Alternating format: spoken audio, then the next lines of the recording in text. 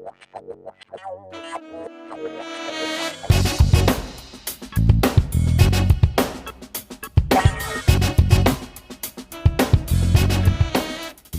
Swastiastu. Assalamualaikum warahmatullahi wabarakatuh. Salam sejahtera bagi kita semua. Salam nama budaya. Selamat pagi anak-anak. Kembali lagi kita berjumpa di sini dengan mata pelajaran IPA. Hari ini kita akan belajar tentang gerak benda dan gerak pada makhluk hidup. Kemudian yang akan kita pelajari yang pertama itu tentang gerak pada benda, kemudian sistem gerak pada manusia, yang ketiga gerak pada tumbuhan, dan gerak pada hewan. Nah, jadi anak-anak sebelum kita memulai pelajaran, ingat subscribe, like, komen, dan share. Karena sewaktu-waktu ibu akan mengupload video yang bermanfaat bagi anak-anak. Jangan sampai ketinggalan. Lanjut, yang pertama kita akan belajar tentang gerak benda. Sebelum anak-anak belajar lebih lanjut, anak-anak harus paham apa itu gerak. Gerak adalah perpindahan benda dari satu titik acuan menuju ke titik yang lain. Kemudian gerak dibedakan menjadi dua, yaitu gerak relatif dan gerak semu. Nah, di sana ada gambar. Gambar yang pertama adalah contoh dari gerak relatif, yaitu gerak mobil. Mobil bergerak secara relatif dari titik A misalnya menuju ke titik B. Kemudian kalau gerak semu itu adalah gerak di mana benda bergerak seakan-akan benda tersebut bergerak, namun ternyata benda tersebut tidak bergerak. Contohnya adalah di gambar kedua, yaitu gerak semu pada matahari. Gerak semu pada matahari itu seolah-olah matahari bergerak dari timur menuju ke barat. Sebenarnya matahari itu tidaklah bergerak. Yang bergerak adalah bumi yang mengelilingi matahari dan bumi yang berputar pada porosnya. Next. Kemudian besaran dalam gerak. Nah, masih ingatkah anak-anak tentang besaran? Besaran itu adalah membandingkan, ya. Membandingkan apa sih yang dibandingkan di dalam gerak? Yang harus anak-anak sebelum membandingkan, anak-anak harus paham tentang kedudukan dan jarak. Apa sih kedudukan? Kemudian apa sih jarak? Kedudukan adalah letak suatu benda dalam waktu tertentu. Sedangkan jarak, panjang lintasan yang ditempuh pada waktu tertentu. Jadi anak-anak harus bisa membedakan kedudukan dan jarak. Nah, lanjut, besaran yang ada dalam gerak itu ada kelajuan, kecepatan, percepatan. Nah, kelajuan itu rumusnya di sana bisa anak-anak lihat pada slide. Ada jarak dibagi selang waktu atau disingkat V sama dengan S per T, di mana jarak itu satuannya meter, masih ingat? Selang waktu satuannya sekon. Kemudian kecepatan. Kalau kecepatan di sana ada perpindahan dibagi selang waktu. Perpindahan itu tentunya ada arah, ya. Kemudian tetap menggunakan satuan meter dan selang waktu menggunakan satuan sekon. Kecepatan rata-rata bisa dihitung dengan kecepatan akhir dikurangi kecepatan awal. Itu namanya perpindahan, ya. Kemudian perubahan waktu yang digunakan dalam menempuh kecepatan awal sampai akhir. Kemudian kelajuan rata-rata rumusnya adalah V sama dengan S per T. Artinya jarak tempuh dibagi dengan waktu tempuh. Ya. Kemudian ada yang namanya percepatan. Percepatan itu berapa percepatan sehingga dapat dihitung. Nah, di sini coba anak-anak lihat slide yang berwarna hijau. Percepatan disimbolkan dengan lambang A. A sama dengan VT dikurang V0 per T, di mana A sama dengan percepatan, V0 sama dengan kecepatan mula-mula, VT sama dengan kecepatan akhir, dan T sama dengan waktu. Itu sudah ada satuannya ya. Kemudian percepatan rata-rata. Percepatan rata-rata anak-anak bisa lihat di bawahnya. Jika ada beberapa kecepatan ya, jika ada 2 berarti kecepatan yang kedua dikurangi kecepatan pertama dibagi waktu yang kedua dikurang waktu pertama ya. Nanti kita akan Ibu akan buatkan video lebih lanjut tentang pembahasan soal. Sekarang kita pelajari dulu tentang rumus dan materinya ya. Jangan kemana-mana, tetap anak-anak perhatikan video, jangan dijeda-jeda dari awal sampai akhir ya. Next, selain ada kelajuan, kecepatan, percepatan, dalam besaran dalam gerak itu juga ada namanya gerak lurus beraturan atau disingkat dengan GLB. Kemudian ada GLBB, gerak lurus berubah beraturan, dan GJB, gerak jatuh bebas ya. Ada tambahan 3. Gerak lurus beraturan itu rumusnya mencari perpindahan benda bisa menggunakan kecepatan benda dikali waktu, atau bisa juga menggunakan rumus kecepatan yang tadi ya. Kemudian untuk rumus GLBB atau gerak lurus berubah beraturan itu bisa anak-anak lihat di sana. VT atau kecepatan akhir sama dengan kecepatan awal ditambah percepatan dikali T, atau TT sama dengan V0 ditambah A kali T.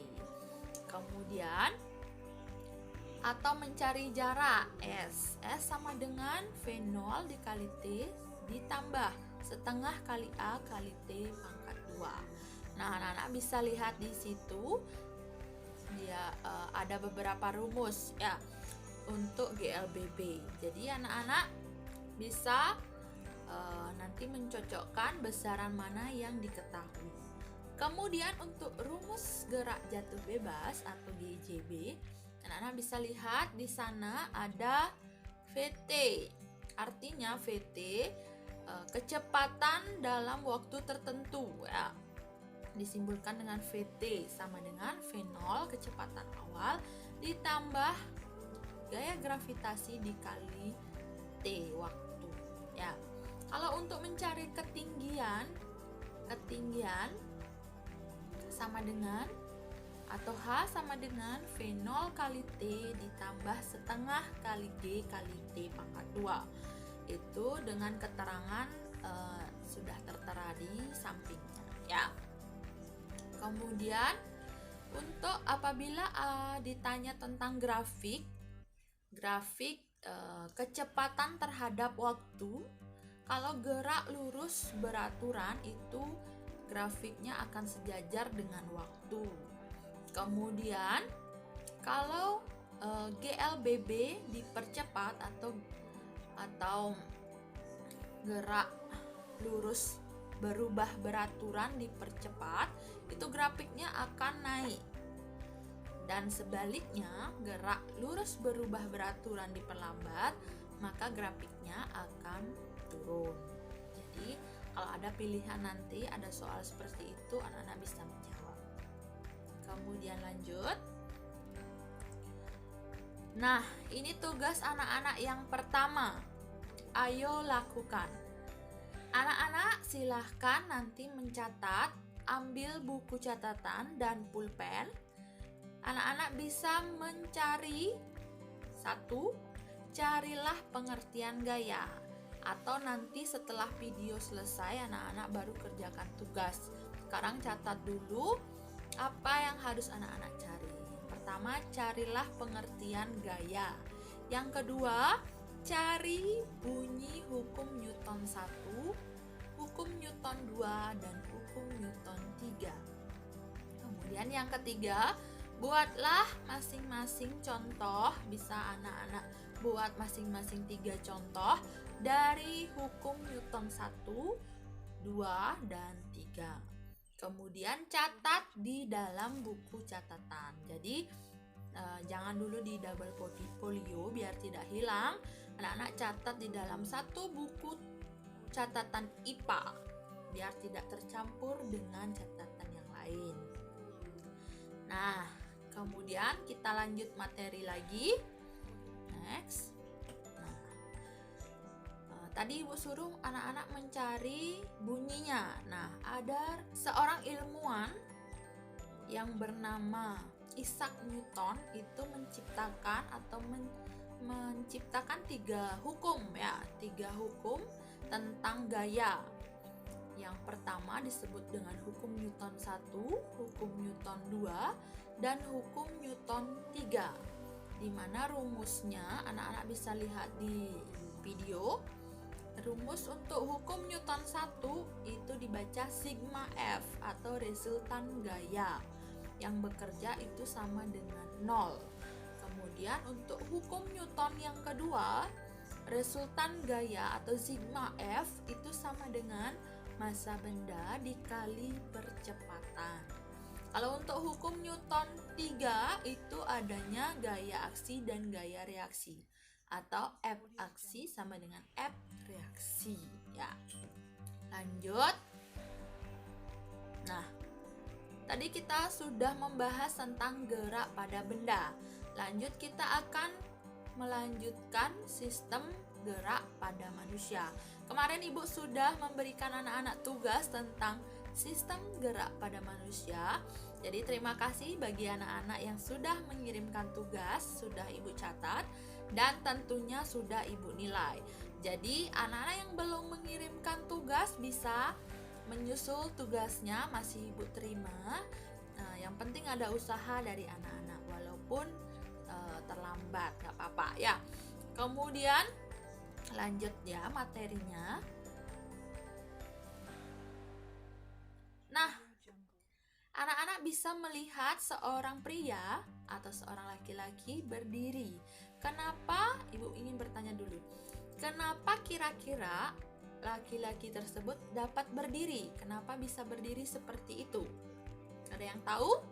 Ya, karena laki-laki tersebut memiliki rangka. Ya, salah satu fungsi rangka pada manusia itu adalah dapat berdiri dengan kokoh ya, seperti yang dilakukan oleh laki-laki tersebut. Selain dapat berdiri, itu dapat menopang tubuh anak-anak, itu fungsi dari rangka. Jadi kalau anak-anak bayangkan saja kalau tidak memiliki rangka, apa yang terjadi? Anak-anak bisa melata gitu ya, tidak ada bentuk tubuh. Nah, salah satu fungsi rangka.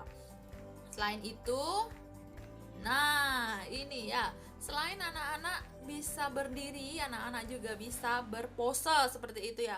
Kalau dilihat dari gambar, anak-anak bisa duduk, anak-anak bisa berlari, itu semuanya karena ditunjang oleh rangka ya. Kemudian, nah dalam sistem gerak pada manusia nanti kita akan bahas tentang rangka, tulang, sendi, otot, dan kelainan. Untuk yang pertama, lanjut saja. Nah, rangka itu ada rangka itu adalah susunan dari beberapa tulang. Jadi kalau ada yang bertanya apa itu rangka, itu ya jawabannya. Kemudian penyusun rangka itu biasanya dibagi menjadi beberapa bagian. Yang pertama itu adalah rangka tengkorak ya. Kalau rangka tengkorak, anak-anak bisa lihat pada gambar itu tersusun atas beberapa tulang, yang mulai dari tulang ubun-ubun, tulang pelipis, tulang dahi, tulang baji, tulang air mata, tulang hidung, tulang pipi, tulang rahang atas, rahang bawah, kemudian ada tulang lidah, tulang tengkorak ya. Itu penyusun dari rangka tengkorak ya. Kemudian untuk rangka badan ada tulang rusuk, tulang dada, dan ruas-ruas tulang belakang. Ada kalau tulang rusuk, anak-anak tentunya sudah tahu tulang rusuk itu yang mana, bisa diraba diri sendiri ya. Tulang rusuk itu dibagi menjadi beberapa bagian. Yang pertama ada tulang rusuk sejati. Itu terdiri dari 7 pasang, artinya 7 di sebelah kanan anak-anak dan 7 di sebelah kiri, 7 pasang. Kemudian tulang rusuk palsu. Tulang rusuk palsu itu di bawahnya ada 3 pasang. Kemudian yang paling bawah ada tulang rusuk melayang, 2 pasang. Jadi totalnya ada 12 pasang tulang rusuk. Kemudian lanjut tulang dada. Tulang dada itu yang di depan ya, yang di dada anak-anak, bisa diraba. Kemudian tulang dada itu dibagi menjadi tulang hulu, tulang badan, dan tulang pedang-pedangan, seperti pedang yang meruncing di paling bawah. Kemudian lanjut ruas tulang belakang. Ruas tulang belakang anak-anak terdiri dari 33 ruas tulang belakang yang dibagi menjadi 7 ruas tulang belakang pada leher, kemudian 12 ruas tulang punggung, kemudian 5 ruas tulang pinggang, kemudian ada 5 ruas tulang kelangkang, dan terakhir ada 4 ruas tulang ekor ya. Kemudian next, di situ ada tulang bahu, yang di bahu ya. Di bahu ini ada tulang selangka. Kalau anak-anak melihat di sini ya, ada 2 tulang selangka, kemudian ada tulang belikat yang di belakang. Kemudian ada yang gelang panggul.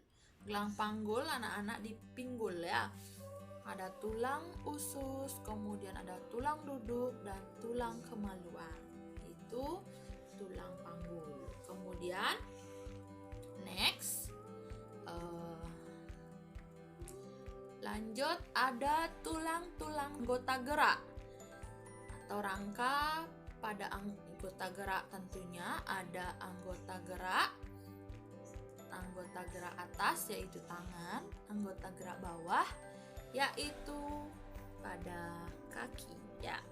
Kemudian anak-anak bisa lihat di sana penyusunnya, ada tulang lengan atas, ada tulang pengumpil, tulang hasta, kemudian tulang jari tangan, ada tulang pergelangan tangan. Kemudian anggota gerak bawah itu ada tulang paha, ada tulang tempurung lutut, ada tulang betis, ada tulang kering, ada tulang pergelangan kaki, kemudian ada tulang telapak kaki dan tulang jari kaki. Yang kemarin sudah membuat isian tentang ini, LKS kemarin yang sudah dikirim ke ibu, terima kasih. Ini jawabannya ya. Lanjut, macam-macam tulang. Nah, ada tulang pipa, tulang pendek, tulang pipih, dan tulang tidak beraturan. Lanjut tentang otot ya.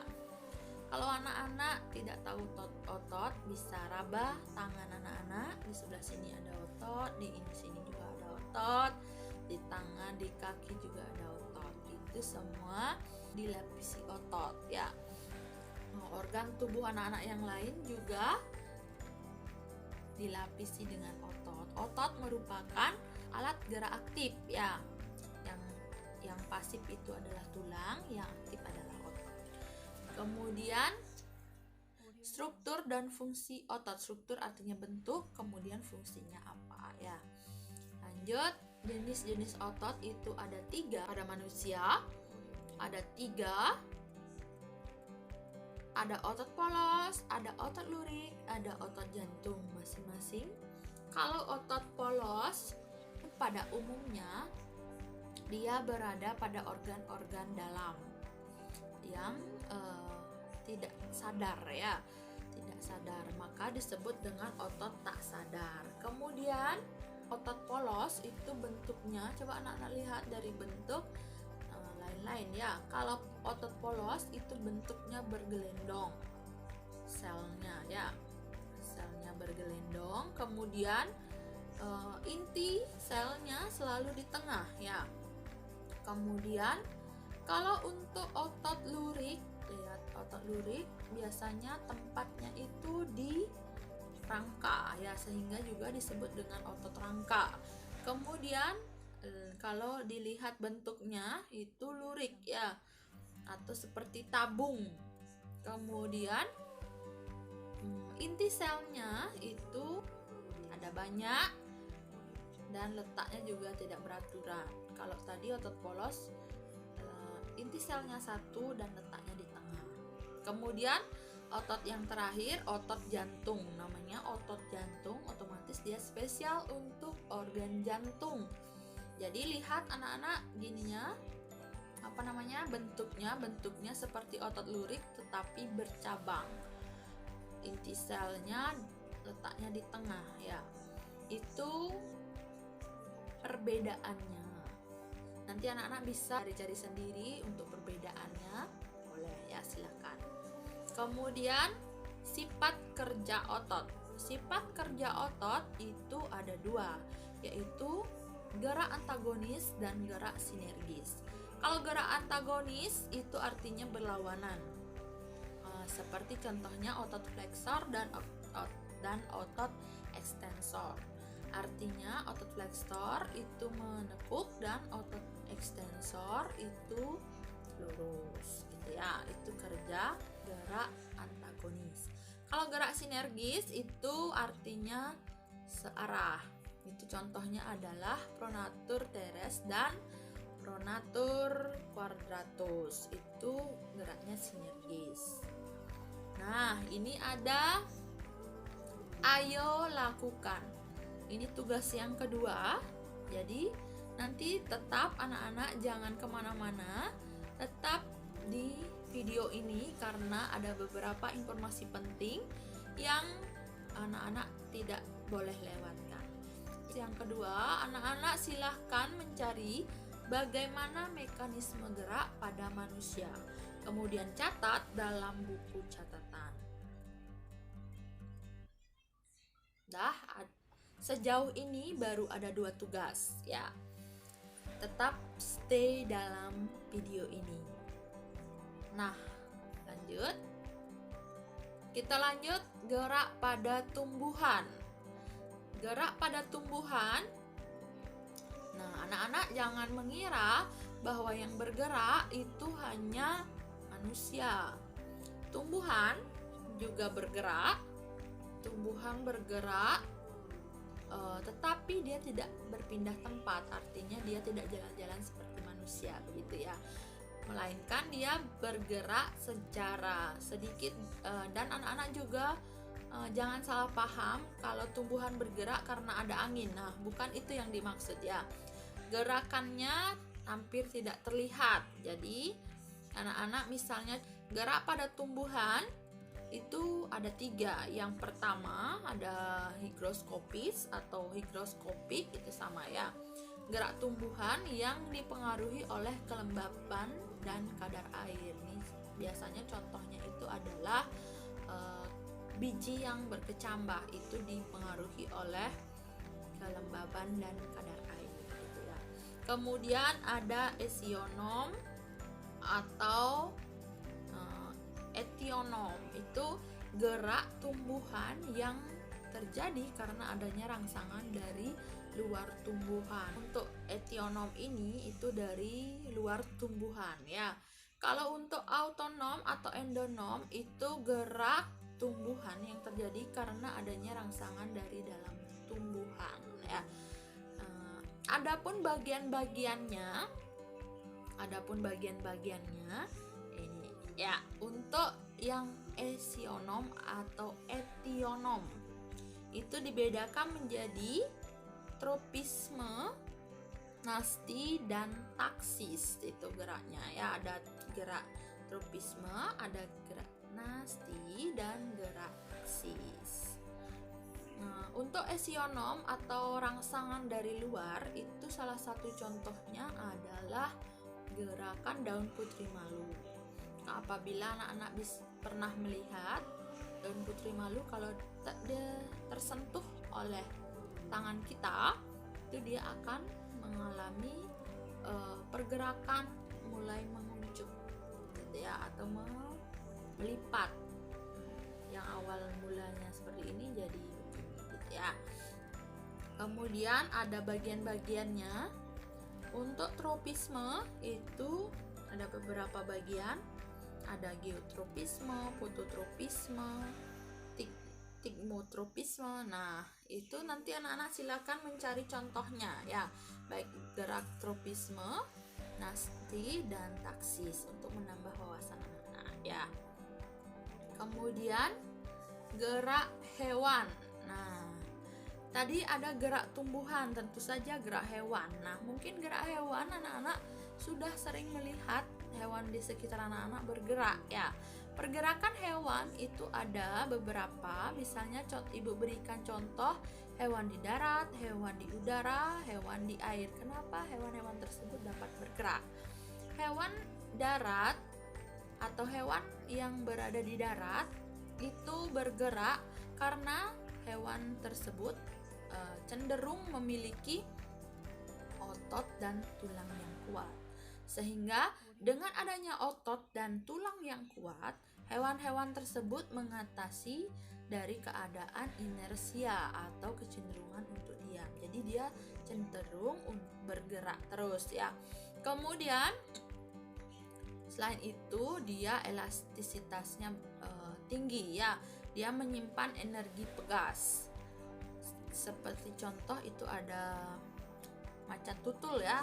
Kemudian gerak hewan di udara.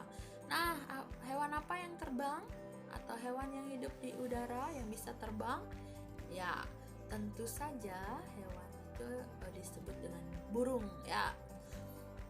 Kemudian kenapa burung bisa terbang? Ya, itu pertanyaannya, kenapa burung bisa terbang?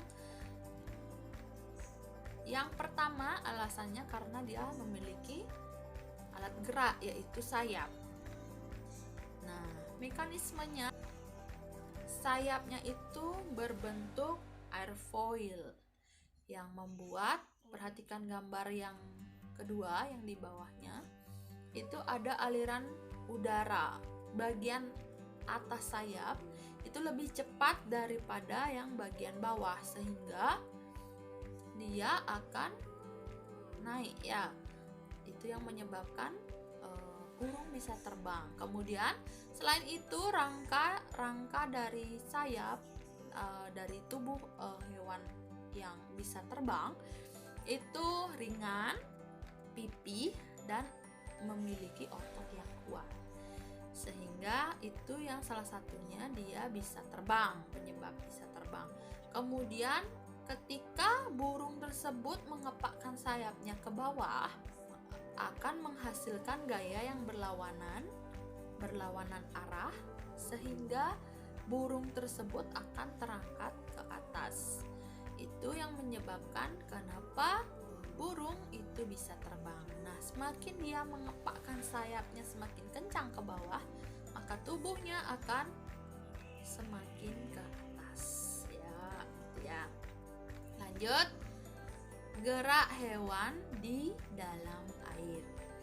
Kalau anak-anak perhatikan struktur tubuh hewan di dalam air, itu contohnya ikan yang ada di gambar, dia memiliki beberapa sirip, baik itu sirip di perut, sirip di belakang, ekor gitu ya. Nah, selain itu ikan itu bisa berada di dalam air.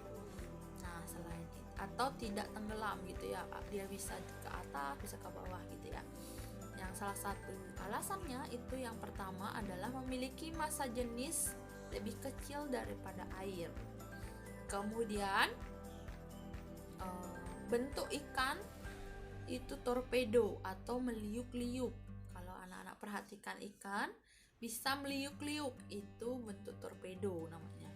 Kemudian ada bentuk tubuh streamline, artinya bentuknya segaris gitu ya, ke arah memiliki ekor dan sirip. Ekor dan sirip itu fungsinya untuk membantu pergerakan di dalam air. Kemudian ada gelembung renang untuk mengatur gerakan vertikal. Dan terakhir, dia memiliki susunan otot dan tulang belakang yang fleksibel. Dia bisa menembus ombak karena dia memiliki otot dan tulang belakang yang fleksibel. Artinya dia tidak menyatu, semuanya tidak menyatu seperti rangka pada manusia. Dia tidak menyatu otot dan tulang belakangnya khususnya ya. Nah, jadi dia bisa meliuk-liuk, kemudian dibantu dengan sirip dia bergerak di dalam air gitu ya. Jadi dia tidak terhanyut oleh ombak atau ombak dasar laut atau ombak yang ada di permukaan laut. Nah, ayo lakukan, ini tugas yang ketiga. Jadi anak-anak dari tadi ada tugas pertama, ada tugas kedua, ada tugas ketiga. Jadi kalau anak-anak sudah ketinggalan video, bisa diulang, diputar kembali. Sejauh ini ada 3 tugas yang harus anak-anak selesaikan. Yang ketiga itu adalah carilah kelainan pada sistem gerak manusia. Catat dalam buku catatan. Sudah ada 3 tugas. Yang baru masuk atau nonton video sudah dilompat, bisa diulangi dari awal ya. Makanya jangan dilompat-lompat videonya, karena ada banyak sekali informasi penting yang harus anak-anak dengarkan. Jadi anak-anak tidak boleh ketinggalan video ini. Jadi anak-anak